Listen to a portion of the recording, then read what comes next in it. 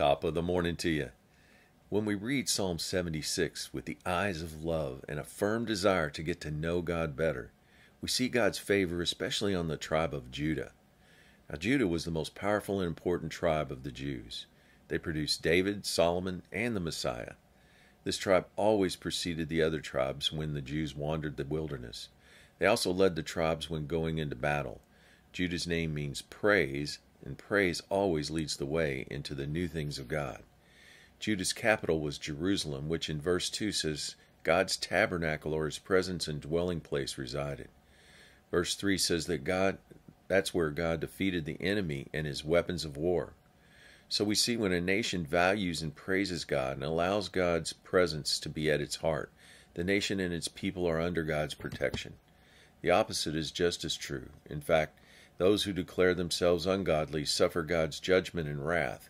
Verse 7, You, even you, God, are to be feared. After all, who may stand in your presence, especially when your anger is roused, in defense of those who are meek and oppressed?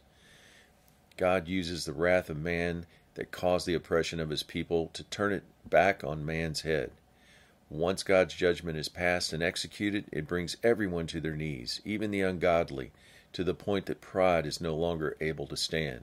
Verse 12 says, God is terrible to the ungodly kings or leadership of the earth.